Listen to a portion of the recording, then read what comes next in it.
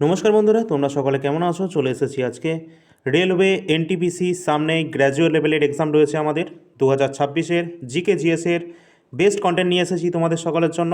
এগুলো কিন্তু তোমাদের কোন কোন এক্সামের জন্য গুরুত্বপূর্ণ আগে বলে রাখি।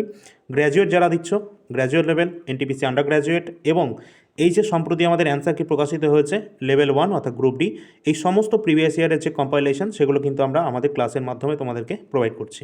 ঠিক আছে, তো আজকে কিন্তু আমাদের প্রথম ক্লাস থাকছে রেলওয়ে গ্র্যাজুয়েট লেভেলকে ফোকাস করে। অবশ্যই তোমরা সকলে কিন্তু শেষ পর্যন্ত ক্লাসটা দেখবে। সামনে যাদের এই পরপর গ্র্যাজুয়েট, আন্ডার গ্র্যাজুয়েট এবং এনটিপিসি গ্রুপ ডি সমস্ত এক্সামের জন্য কিন্তু এই সমস্ত সিরিজটা যেটা চলছে সেটা কিন্তু হেল্পফুল হবে। আজকে যার ফার্স্ট ক্লাস, ঠিক আছে, এখানে কিন্তু জিকে তার সাথে সাথে কারেন্ট অ্যাফেয়ার্সের কোশ্চেনও কিন্তু ইনক্লুড করা রয়েছে। তো চলো দেরি না করে আজকে শুরু করে নিই। আর অবশ্যই তোমরা সকলে যারা যারা নতুন রয়েছো সাবস্ক্রাইব করে রাখবে, টেলিগ্রামে যুক্ত হবে, টেলিগ্রামের লিঙ্ক ভিডিও ডিসক্রিপশন বক্সে দেওয়া থাকবে, লাইক এবং শেয়ার করে দিও। চলো প্রথম প্রশ্ন বলা হয়েছে, হাজিরা বিজয়পুর জগদীশপুর পাইপলাইন মূলত ড্যাশ পরিবহনের সাথে ব্যবহৃত হয়।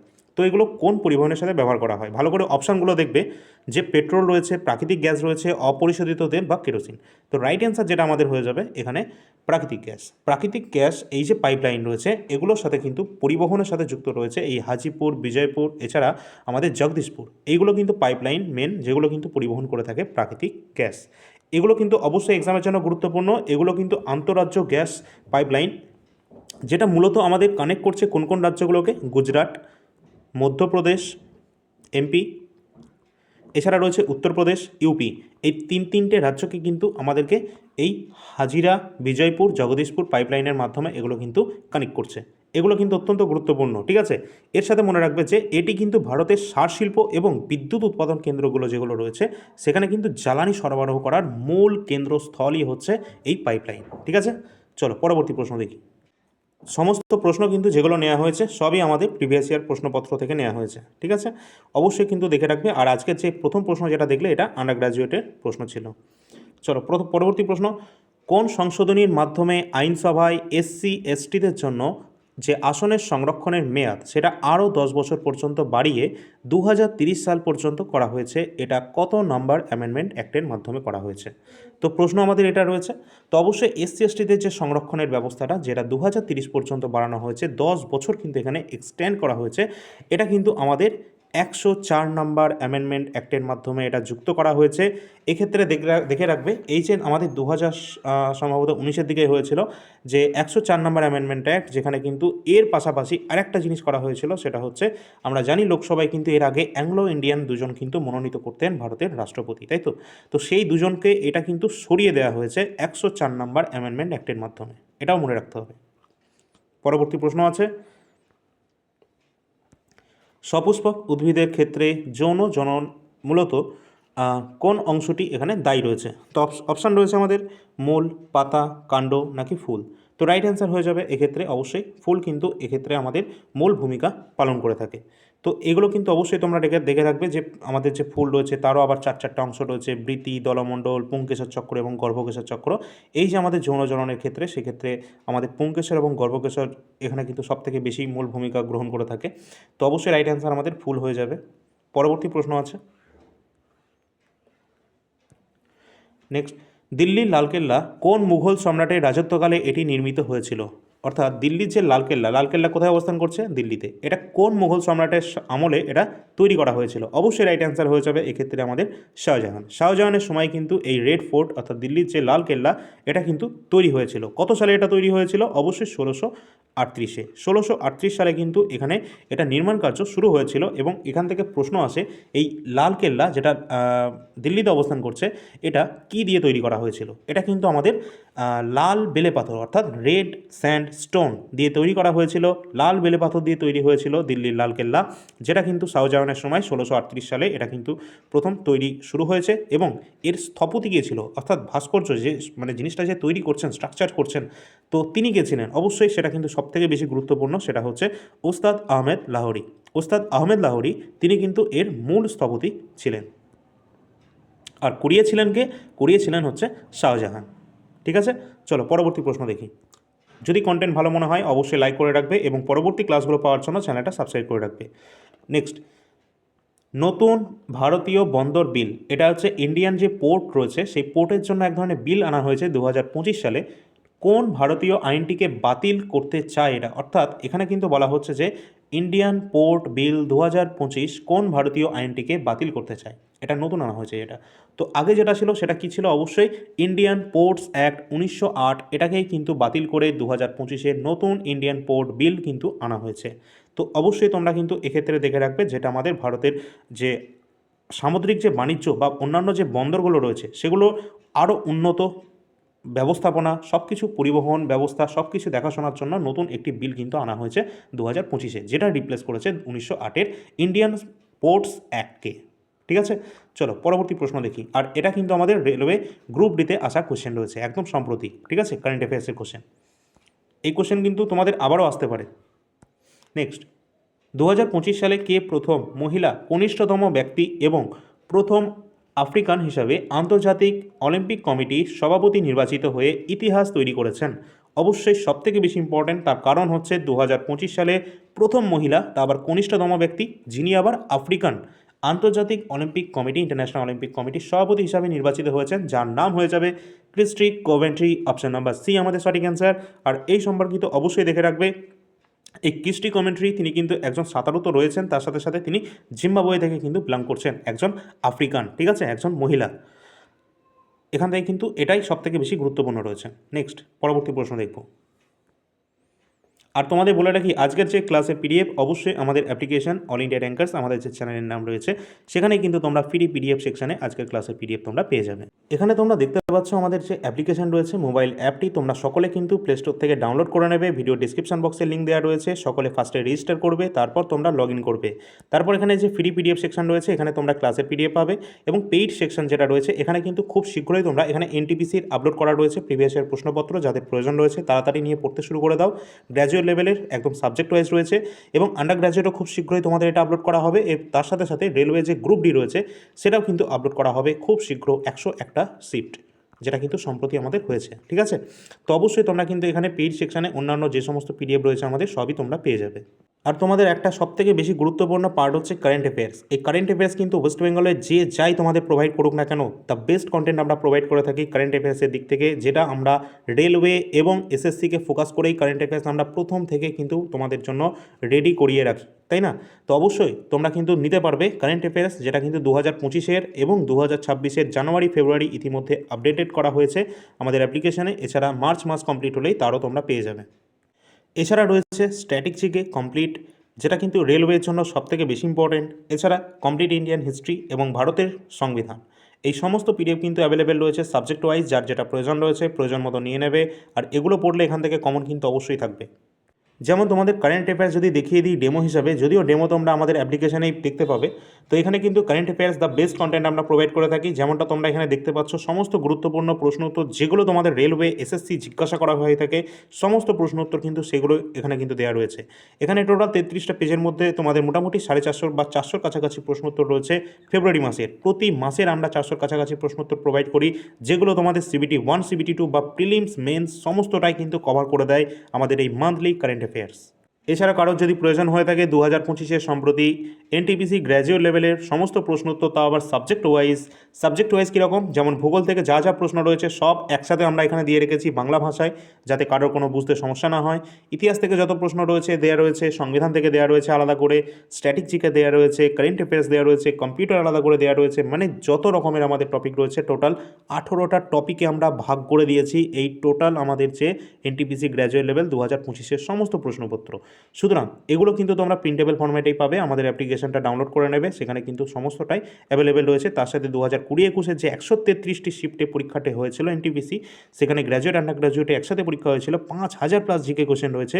এই টোটালটা কিন্তু তোমরা সেখানে আমাদের অ্যাপ্লিকেশনে পেয়ে যাবে। অবশ্যই তোমরা সকলে কিন্তু এই কম্পাইলেশনগুলো নিয়ে পড়তে থাকো, কারণ এগুলো সবই কিন্তু প্রিভিয়াস ইয়ার প্রশ্নপত্র, টিসিএস কিন্তু প্রশ্ন করেছে, এখনও করছে, এই ধরনের প্রশ্নপত্রই কিন্তু আমাদের এক্সামেই আসবে।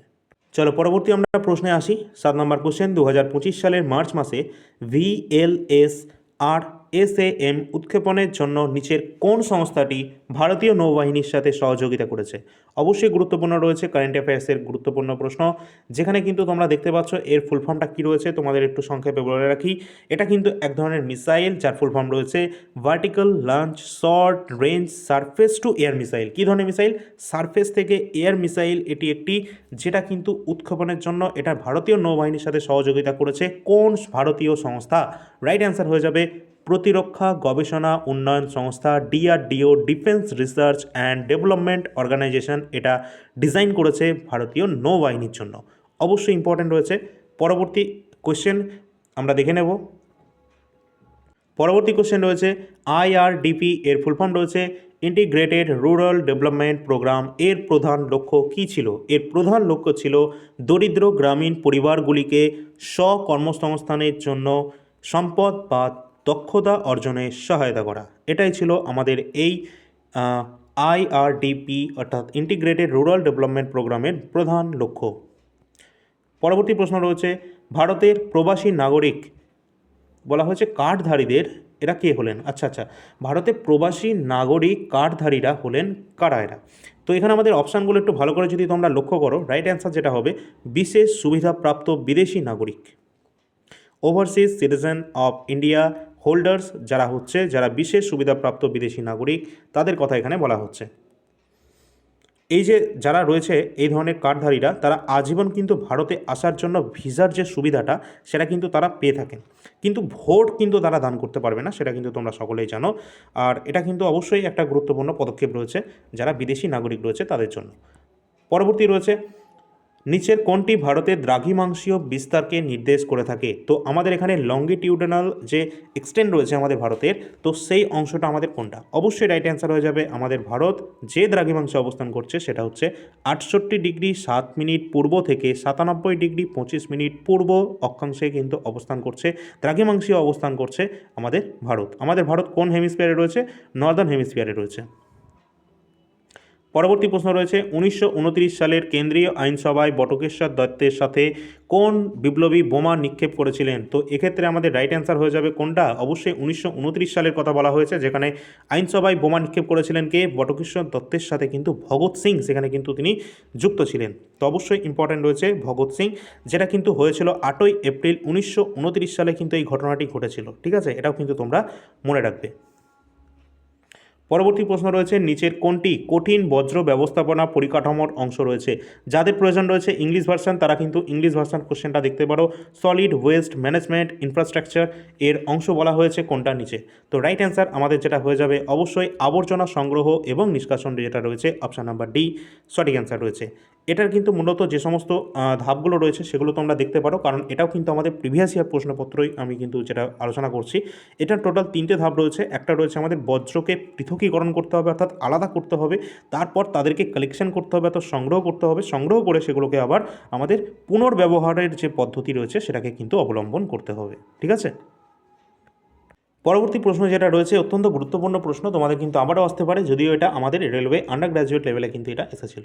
2025 সালের পদ্মবিভূষণ পুরস্কার বিজয়ী ডক্টর লক্ষ্মী নারায়ণ সুব্রমণ্যম কোন বাদ্যযন্ত্রের সাথে যুক্ত রয়েছেন বা বিখ্যাত বাদক রয়েছেন কোন যন্ত্রের সাথে? অবশ্যই রাইট অ্যান্সার কোনটা হবে তোমরা বলো?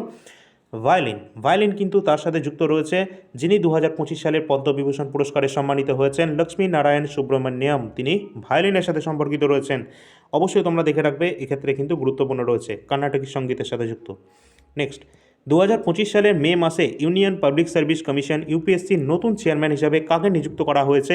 তোমাদেরকে বলে রাখি অ্যাপয়েন্টমেন্টের নতুন ক্লাস খুব শীঘ্রই সম্ভবত পরবর্তী দিন কিন্তু তোমরা পেয়ে যাবে অ্যাপয়েন্টমেন্ট থেকে। ঠিক আছে, যেখানে গুরুত্বপূর্ণ যত সাম্প্রতিককালের নিয়োগগুলো রয়েছে সেগুলো কিন্তু তোমাদের একটি ক্লাসের মাধ্যমে কভার করে দেওয়া হবে।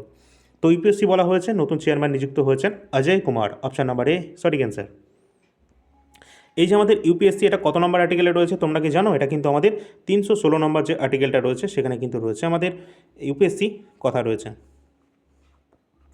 315 থেকে 316। নেক্সট, এখানে কিন্তু পরবর্তী আমাদের প্রশ্ন রয়েছে 2024 সালের প্রপার্টি অনার্স অ্যাসোসিয়েশন ভার্সেস এখানে স্টেট অফ মহারাষ্ট্র মামলায় সুপ্রিম কোর্ট কোন মূল নীতির ওপর বিশেষ গুরুত্ব দিয়েছে? তো এক্ষেত্রে এটা কিন্তু আমাদের কারেন্ট অ্যাফেয়ার্সের কোশ্চেন ছিল। অবশ্যই এক্ষেত্রে আমাদের রাইট অ্যান্সার হবে শুধুমাত্র দুর্লভ বা অত্যাবশ্যকীয় সম্পদ রাষ্ট্রীয় দখলের যৌক্তিকতা প্রদান করে। তো এটি কিন্তু আমাদের এক্ষেত্রে রাইট অ্যান্সার হবে। এটা একটা কেস থেকে ছিল, যেটা কিন্তু 2024-এর মামলা থেকে। চলো পরবর্তী প্রশ্ন দেখব। নিচের কোন প্রকল্পের লক্ষ্য কিশোরী মেয়েদের ক্ষমতায়ন করা? তো কিশোরী মেয়েদের জন্য যে সমস্ত আমাদের ক্ষমতাকে আরও উন্নয়ন করা, সেক্ষেত্রে আমাদের যেটা যোজনা রয়েছে সেটা কোনটা? মূল যে প্রকল্প রয়েছে সেটা হচ্ছে কিশোরী শক্তি যোজনা। অপশান নাম্বার সি আমাদের সঠিক অ্যান্সার হবে। অবশ্যই এক্ষেত্রে দেখে রাখবে যে 11 থেকে 18 বছর যে সমস্ত বয়সী মেয়েরা রয়েছে তাদের যে পুষ্টির যে মান সেটাকে আরও উন্নত করা এবং তাদের জীবনশৈলীর যে শিক্ষা সেটাকে কিন্তু আরও অগ্রগতির দিকে নিয়ে যাওয়াই ছিল এর প্রধান লক্ষ্য কিশোরী শক্তি যোজনার। ঠিক আছে, চলো পরবর্তী প্রশ্ন। কোন দেশ তার লিঙ্গ বৈষম্যের 90%-এর বেশি দূর করে 2024 সালের গ্লোবাল জেন্ডার গ্যাপ রিপোর্টের শীর্ষস্থান দখল করে নিয়েছে? অবশ্যই এক্সামের জন্য এটা ভিভিআই ইম্পর্টেন্ট রয়েছে, আবারও আসতে পারে তোমাদের, কিন্তু এটা আইসল্যান্ড আমাদের রাইট অ্যান্সার হয়ে যাবে। আইসল্যান্ড কিন্তু টানা বহু বছর ধরে কিন্তু এই তালিকায় কিন্তু শীর্ষে রয়েছে। এটাও কিন্তু তোমরা আগের বছরে যদি তোমরা দেখে রাখো না, সেক্ষেত্রে তোমরা এটা লক্ষ্য করবে যে আইসল্যান্ড এর আগেও কিন্তু শীর্ষস্থানে কিন্তু রয়েছিল এই তোমাদের যে রিপোর্ট রয়েছে সেক্ষেত্রে গ্লোবাল জেন্ডার গ্যাপ রিপোর্টে। পরবর্তী প্রশ্ন রয়েছে, কোন উদ্যোগটি দেশীয় উৎপাদনকে উৎসাহিত করতে এবং বিদেশি বিনিয়োগ আকর্ষণ করার উদ্দেশ্য নেওয়া হয়েছে? তো এক্ষেত্রে আমাদের যেটা রাইট অ্যান্সার হবে অবশ্যই মেক ইন ইন্ডিয়া। আমাদের ভারতের যে মেক ইন ইন্ডিয়া যেটা রয়েছে সেক্ষেত্রে কিন্তু আমাদের দেশীয় যে সমস্ত উৎপাদনকারী যে সমস্ত পণ্য রয়েছে সেগুলোকে আরও উৎসাহিত করা এবং বিদেশি যে বিনিয়োগ সেগুলো কিন্তু আকর্ষণের মূল উদ্দেশ্য রয়েছে মেক ইন ইন্ডিয়া। ঠিক আছে, অর্থাৎ ভারতের প্রোডাক্টকে আরও উন্নত থেকে উন্নততর করা, বিদেশি বাজারে সেগুলোকে রপ্তানির জন্য আকর্ষণ ক্রিয়েট করা। ঠিক আছে, 2014 সালে কিন্তু এই প্রকল্পটি কিন্তু চালু হয়েছিল, এটাও মাথায় রাখবে, মেক ইন ইন্ডিয়া প্রজেক্ট। পরবর্তী কোশ্চেন রয়েছে, অবশ্যই তোমরা টেলিগ্রাম চ্যানেলে যুক্ত হবে। টেলিগ্রামের লিঙ্ক ভিডিও ডিসক্রিপশন বক্সে দেওয়া থাকবে, যেখানে সমস্ত গুরুত্বপূর্ণ তথ্য তোমরা সবার আগে পেয়ে যাবে। উইন্ডোজের কোন টুলটি ফাইল এবং ফোল্ডার পরিচালনা এবং সংগঠিত করতে সাহায্য করে? তো উইন্ডোজের কোন টুলটা ফাইল এবং ফোল্ডার পরিচালনা এবং সংগঠিত করতে সাহায্য করে থাকে? অবশ্যই file explorer. Option number D সঠিক অ্যান্সার হবে। এগুলো কিন্তু অবশ্যই আমাদের কম্পিউটার থেকে ছিল, যেটা কিন্তু আমরা একটা শর্টকাট কিয়ের মাধ্যমে এটা কিন্তু আমরা ওপেন করতে পারি। এই ফাইল এক্সপ্লোরার যেটা রয়েছে সেটা কিন্তু আমাদের উইন্ডোজ প্লাস যে বাটন রয়েছে সেটা যদি আমরা ক্লিক করি, সেক্ষেত্রে কিন্তু আমরা ডাইরেক্টলি এটা কিন্তু ওপেন করতে পারি, শর্টকাট কি। পরবর্তী প্রশ্ন আছে, 2025 সালের মে মাসে ডিআরডিও এবং ভারতীয় নৌবাহিনী কর্তৃক সফলভাবে পরীক্ষিত দেশীয় প্রযুক্তিতে তৈরি সমুদ্র তলের যে মাইন কোনটা? তো অপশান রয়েছে আমাদের চারটে, অবশ্যই আমাদের রাইট অ্যান্সার হয়ে যাবে যেটা multi influence ground mine. Option number B সঠিক অ্যান্সার হয়ে যাবে, যেটা কিন্তু আমাদের ডিআরডিও এবং ভারতের যৌথ উদ্যোগে এটা কিন্তু তৈরি করা হয়েছে। পরবর্তী প্রশ্ন, একটি কলয়েড দেখতে সমসত্ব মনে হলেও এটি আসলে একটি কি? তো এটি কিন্তু আসলে একটি অসমসত্ব মিশ্রণ। যদিও দেখতে একটি সমসত্ব, বাট এটা কিন্তু একটা অসমসত্ব মিশ্রণ। কলয়েডটা কি? কলয়েডের যে কণাগুলো রয়েছে না সেগুলো মানে থিতিয়ে পড়ে না আর কি। অন্যান্য যে সমস্ত কণা রয়েছে সেগুলো যদিও থিতিয়ে পড়ে, বাট এটা কিন্তু আমাদের থিতিয়ে পড়ে না। এটা হচ্ছে এক ধরনের আলোর বিচ্ছুরণের মাধ্যমে কিন্তু আমরা এটা টিন্ডাল এফেক্ট যেটাকে বলা হয়ে থাকে আর কি, সেই ধরনের পদ্ধতির মাধ্যমে এটা কিন্তু দেখা যেতে পারে। ডাইরেক্ট এটা থিতিয়ে পড়ে না আর কি। পরবর্তী প্রশ্ন রয়েছে, আধুনিক হিন্দি সাহিত্যে ধ্রুপদী সৃষ্টি হিসাবে বিবেচিত গোদান যে উপন্যাসটি, এটা কার লেখা? তোমরা সেটা সকলেই প্রায় জানো। গোদান উপন্যাস কার লেখা? গোদান, তারপরে রয়েছে আমাদের গবন বা রঙ্গভূমি রয়েছে যেটা, এগুলো সবই কিন্তু মুন্সি প্রেমচাঁদের লেখা। ঠিক আছে, মুন্সি প্রেমচাঁদের। পরবর্তী প্রশ্ন আছে, আধুনিক, আচ্ছা এখানে বলা হয়েছে যে সামরিক বিজয় এবং কৌশলগত যুদ্ধের কারণে কোন গুপ্ত সম্রাটকে ভারতের নেপোলিয়ন বলা হতো? তো ভারতের নেপোলিয়ন বলা হতো কাকে? তো অবশ্যই রাইট অ্যান্সার হয়ে যাবে, আমরা সকলেই জানি সমুদ্রগুপ্তকে কিন্তু বলা হতো ভারতের নেপোলিয়ন, যিনি কিন্তু কবিরাজ নামেও কিন্তু খ্যাত রয়েছেন এই সমুদ্রগুপ্ত। কবিরাজও বলা হয়, ভারতের নেপোলিয়নও বলা হয়ে থাকে গুপ্ত সম্রাট সমুদ্রগুপ্তকে।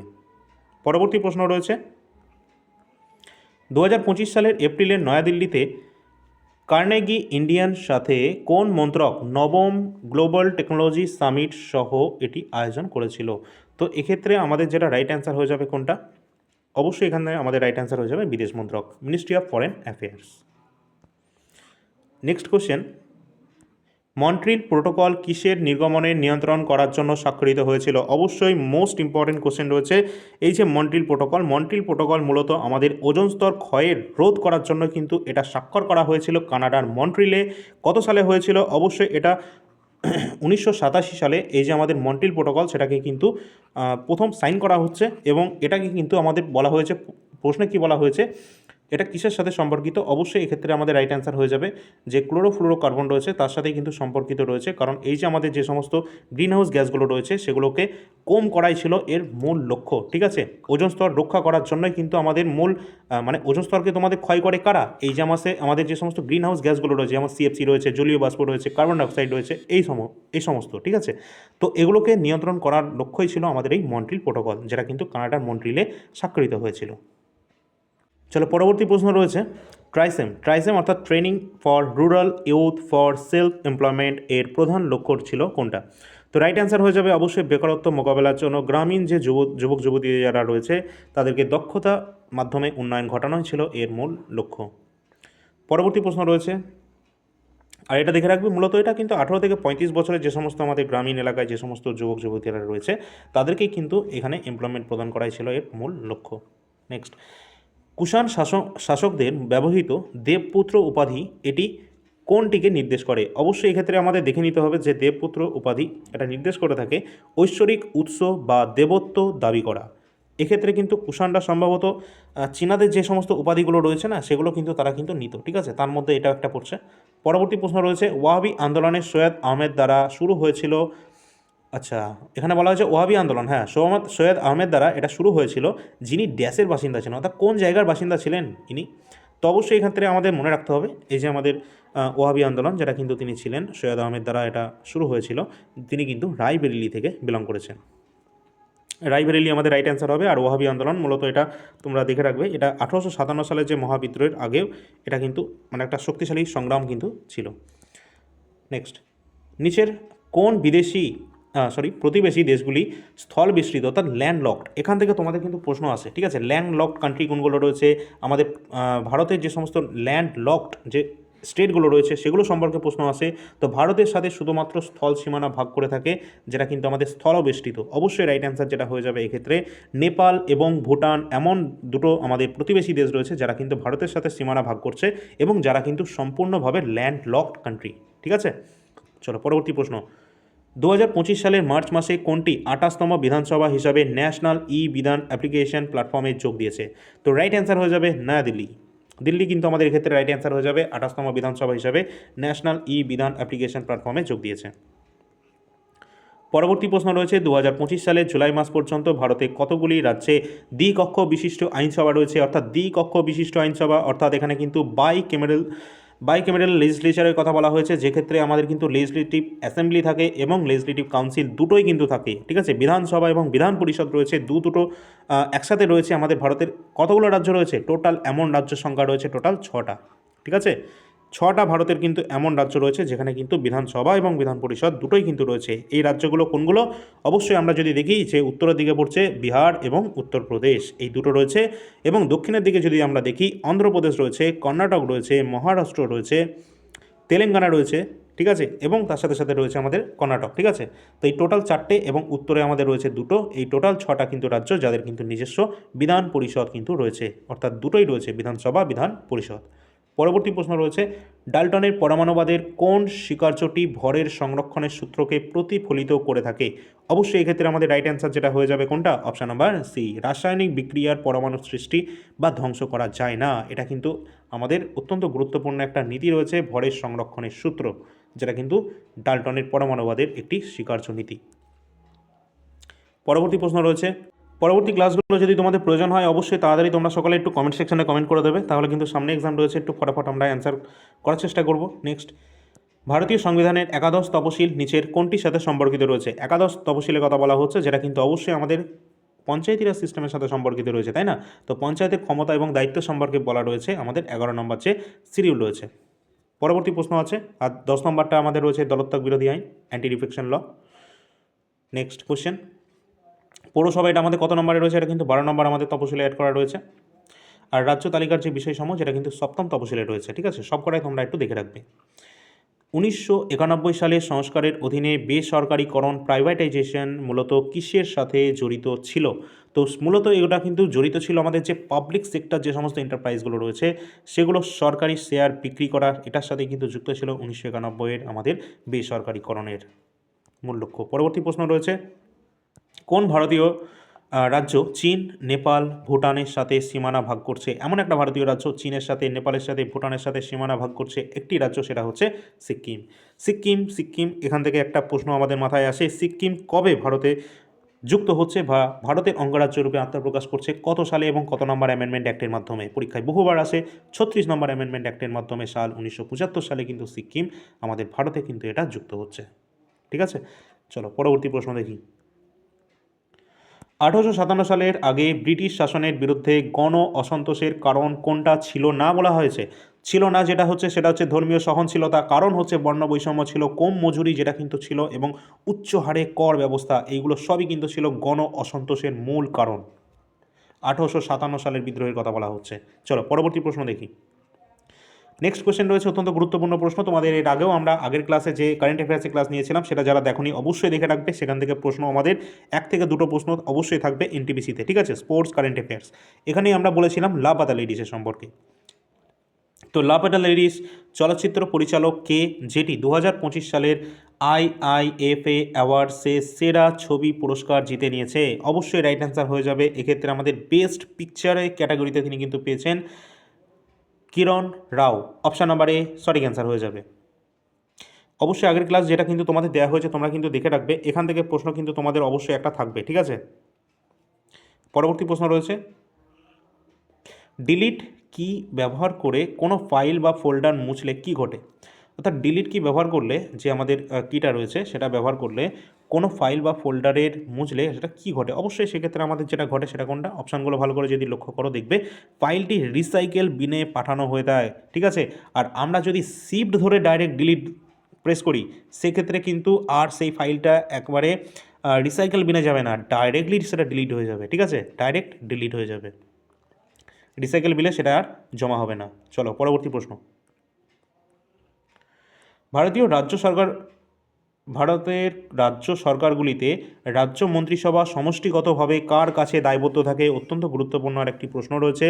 রাজ্যের যে সমস্ত আমাদের মন্ত্রিসভা রয়েছে তারা সমষ্টিগতভাবে অর্থাৎ কালেকটিভলি রেসপন্সিবল থাকে কার কাছে?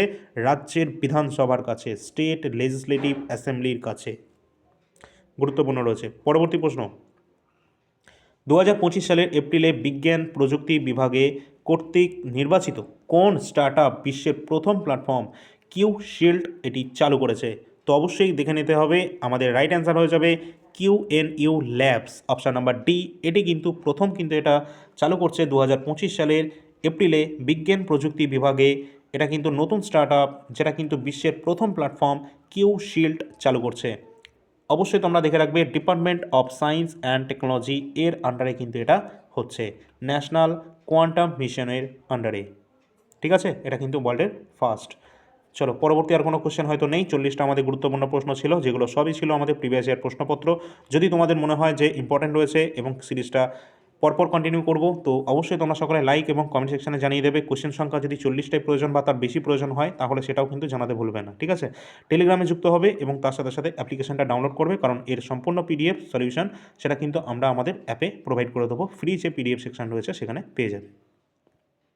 এছাড়া সংবিধান থেকে গুরুত্বপূর্ণ প্রশ্নোত্তর কিন্তু এখানে দেওয়া রয়েছে, যেগুলো কিন্তু অবশ্যই এক্সামের জন্য যেগুলো ইম্পর্টেন্ট রয়েছে তোমাদের এক্সামের জন্য সেগুলো সবই এখানে দেওয়া রয়েছে। যদি কারোর প্রয়োজন হয়ে থাকে ভারতের সংবিধান থেকে গুরুত্বপূর্ণ সমস্ত ধরনের আর্টিকেল রয়েছে, সংবিধান সংশোধনী রয়েছে, আমাদের যে সমস্ত তপশিল রয়েছে, পার্টগুলো রয়েছে, সব এখানে দেওয়া রয়েছে।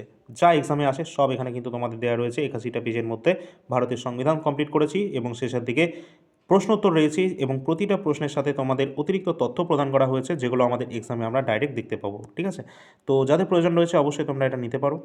এছাড়া অন্যান্য পিডিএফের মধ্যে তোমরা এখানে দেখতে পাচ্ছ যেগুলো যার প্রয়োজন রয়েছে অবশ্যই তোমরা নিয়ে নেওয়ার চেষ্টা করবে। বিশেষ করে 2025-এর total complete current affairs yearly তোমরা 199 টাকার মধ্যে এটা পেয়ে যাবে যাদের প্রয়োজন রয়েছে। এছাড়া 2026-এর মান্থলি কারেন্ট অ্যাফেয়ার্স অ্যাভেলেবেল রয়েছে। এছাড়া এনটিপিসি 2025-এর এবং 2020-21-এর প্রিভিয়াস ইয়ার প্রশ্নপত্র নিয়ে নেবে, তার সাথে যাদের সাবজেক্ট ওয়াইজ প্রশ্নপত্র রয়েছে অ্যাভেলেবেল, সবই কিন্তু যার যেটা প্রয়োজন সেটা কিন্তু তোমরা নিতে পারো। তো অবশ্যই তোমরা কিন্তু ডিসক্রিপশান বক্স থেকে আমরা যে অ্যাপ রয়েছে আমাদের সেটা কিন্তু তোমরা ডাউনলোড করবে, ফার্স্টে রেজিস্টার করে তারপর লগ ইন করবে, ঠিক আছে। আর মান্থলি পিডিএফ সব কিছু তোমাদের অ্যাপে আপডেট করে দেওয়া হবে টাইম টু টাইম। আর টেলিগ্রাম চ্যানেলে অবশ্যই সকলে যুক্ত থাকবে। আর আজকের পিডিএফটা অবশ্যই তোমরা পিডিএফ সেকশানে পেয়ে যাবে।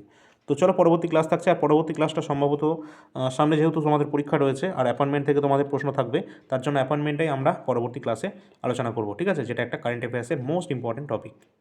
চলো, ধন্যবাদ।